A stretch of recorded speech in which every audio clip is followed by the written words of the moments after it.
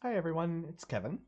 This is the project video for the Scalloped gift box, and in your kit of parts you're going to find the Scalloped box, and all of the bits and pieces are tucked in between.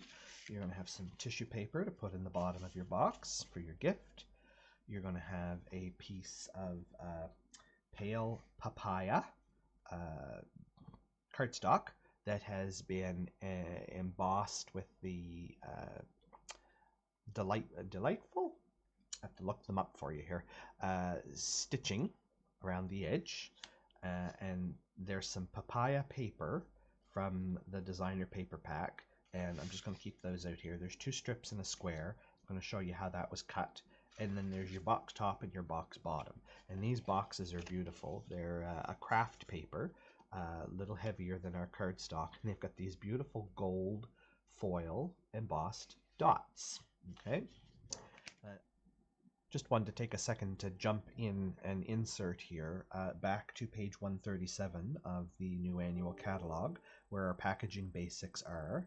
And these scalloped craft treat boxes are new item number 8.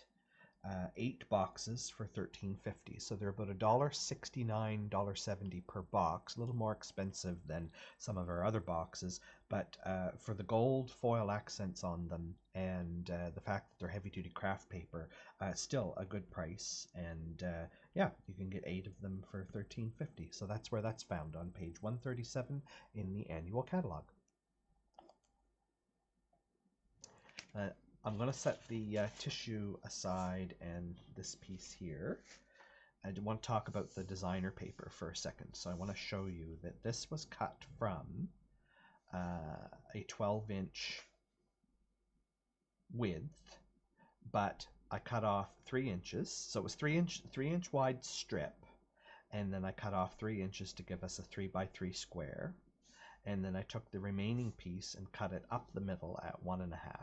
So we have two 9-inch by 1.5-inch pieces, and these are going to make a belly band to go around our box. And you can decide which side of the paper you want to use. If you want to use the papaya, or if you want to use the floral, you mix and match. This is going to go on the inside of the box. This is going to be a belly band on the outside of the box. Okay, so we're going to set those aside for a moment, and we're going to bring in the box. And I want to talk about the box for a minute. These boxes go together relatively simple. You just have to fold it the opposite direction from however it came out, and that kind of frees things up. And you'll see this is the top, and you'll have to score your flaps and push them down inside. Do each one, and then do your little closing flap, and then the lid, and you're going to see both of them are almost identical, just slightly different sizes. It's going to fold up like this. This is going to close up and tuck in. That's going to make the lid. The bottom of the box works virtually identical. It's just a little taller. And so those go in, this goes in, your little tongue goes in, and that makes the bottom of your box. Okay, but I want to show you that these don't necessarily have to stay plain. Okay, you can color these. And since we're using the new pale papaya, I'm going to get my pale papaya ink out, and I'm going to show you that you can color these with a variety of different tools. I'll use a blending brush, I'll use a sponge, and I'll use a sponge dauber. And you basically get the same effect, maybe just a little lighter or a little darker, depending upon how you press and so forth. So with the blending brush, these are the newest fad. You just go over. You'll see it's starting to take a little bit of color. I find it takes longer with the blending brush to get the color added, because the blending brushes are very subtle. But it is starting to take on a little bit of the pink color. Okay, more on the paper than on here. With the sponge daubers, you can be a little more aggressive.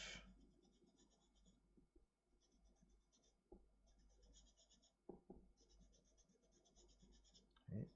Now I happen to be working on one of my flaps because I'm going to fold that inside and you're not even going to see it.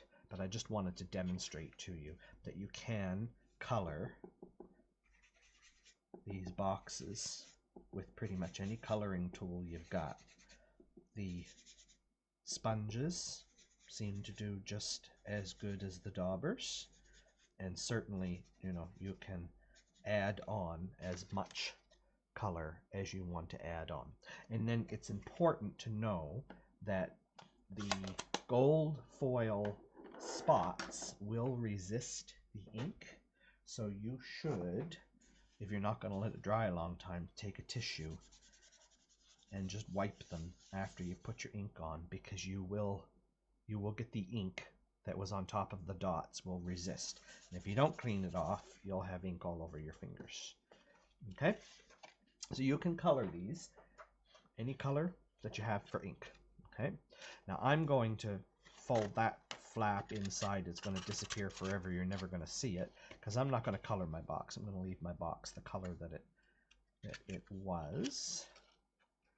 And you'll see that just folds up. And you can, if you want, glue all of those flaps down, and you can put a little bit of glue along here to seal this up just to make it permanent.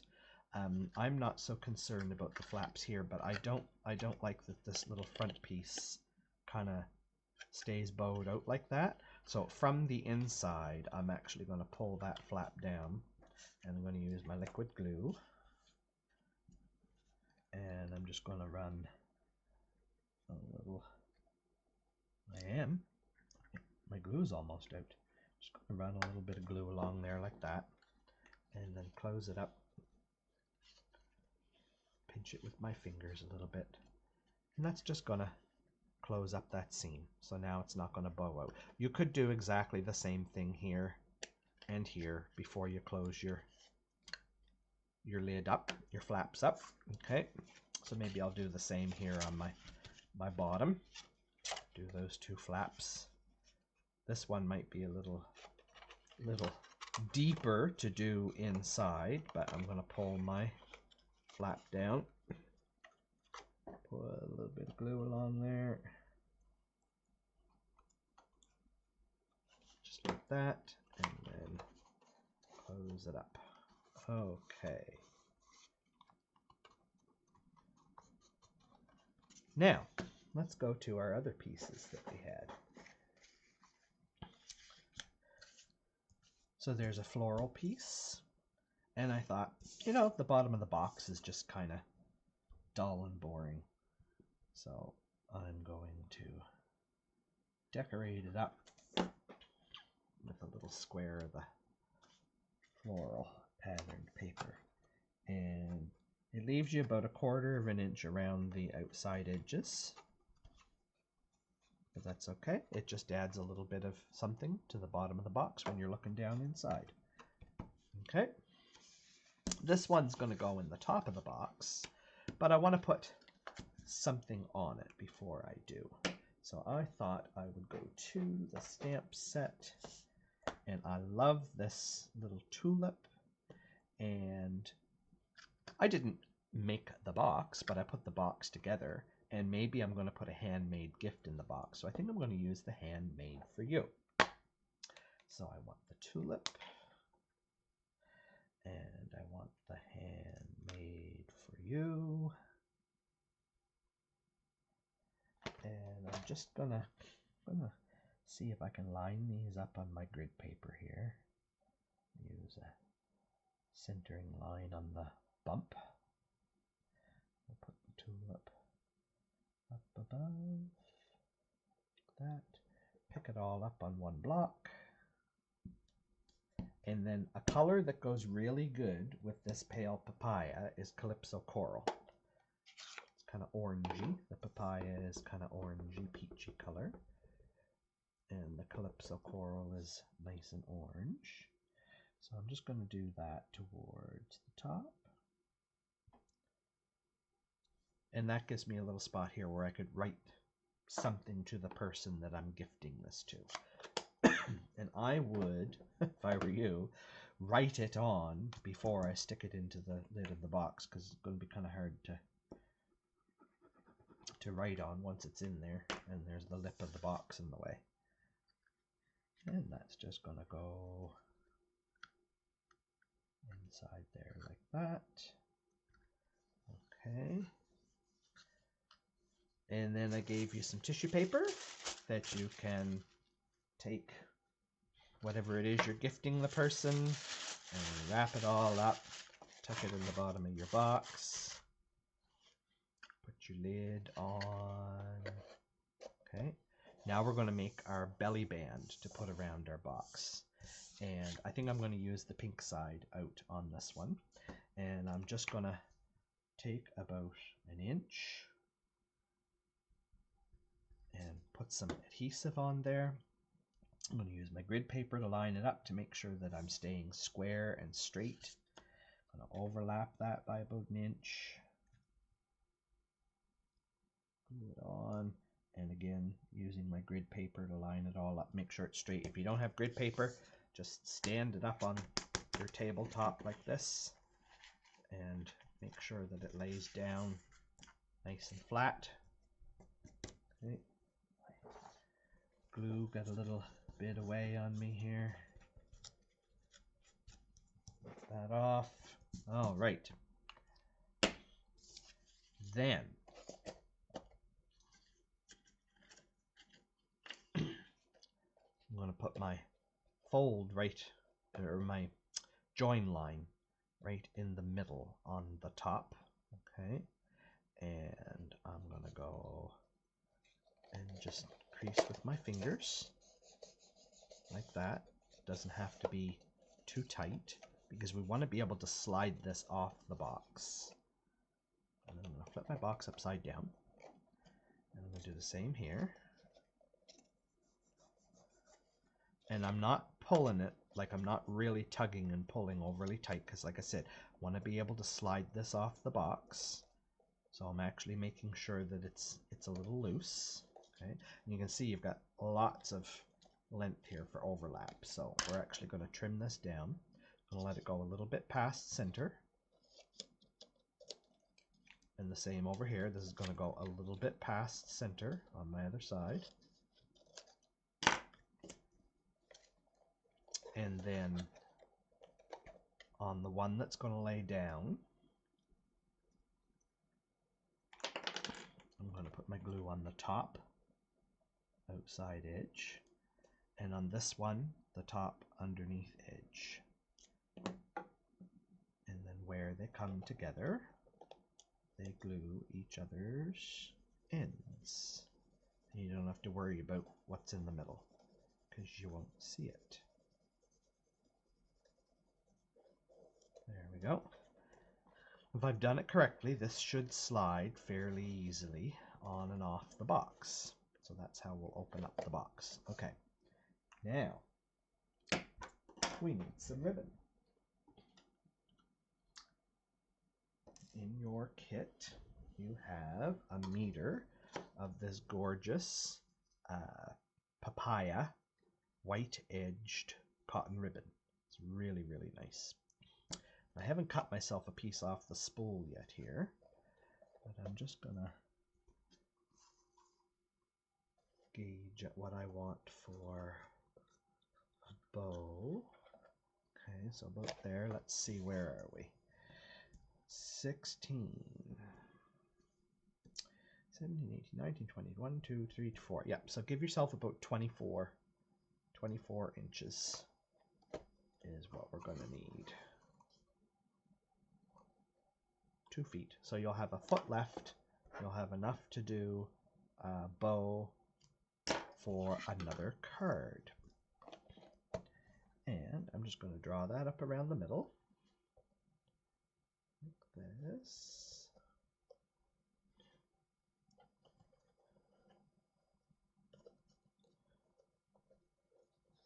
And we're going to try to do a bow. I say try to do a bow because I'm not the greatest at bows, but I'm getting better. I'm being more patient with my bow tying, and I'm learning that I can also use tweezers and things to grab and pull and tuck, and that often helps me. There we go. Not the greatest bow. I don't know. I always end up with trying to pull and stretch and untying it. Okay, there we go. That's not bad. It's not great, but okay. And then I can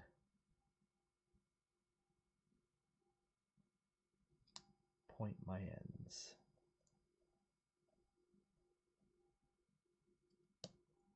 There we go. Okay. And then I will probably slide a glue dot in underneath just to secure it in the center where I've got it. All right. Then in your package, you have a bag full of tags. Tags, tags, tags. Lots of tags. We gave you tons of tags, 30 of them, I think. And I picked one out in the papaya color. And I want from the stamp set, let me see. We did handmade for you on the inside. I'm going to do the stitched with love because it's got the stitching all around it, and who knows, maybe what I've put inside is something related to being stitched. Maybe I hand sewed a gift.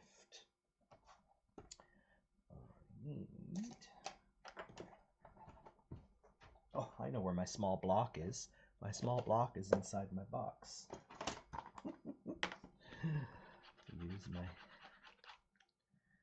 Use my medium one. Okay. Stitched with love. I'm going to use my Calypso Coral ink again. There. That. Okay.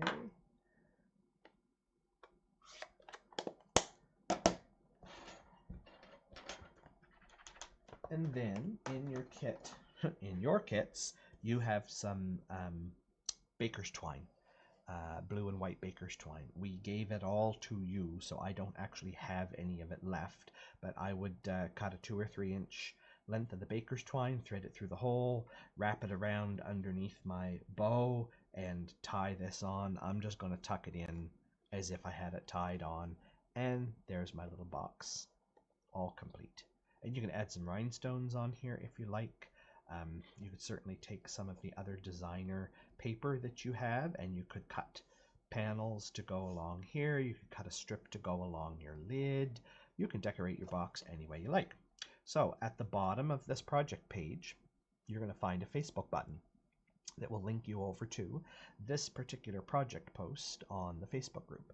And we would love for you to take pictures of your completed projects inside and out and share those with us and show us how you made your project unique to you, and which side of the paper you chose, which ribbon you chose, which tag you chose.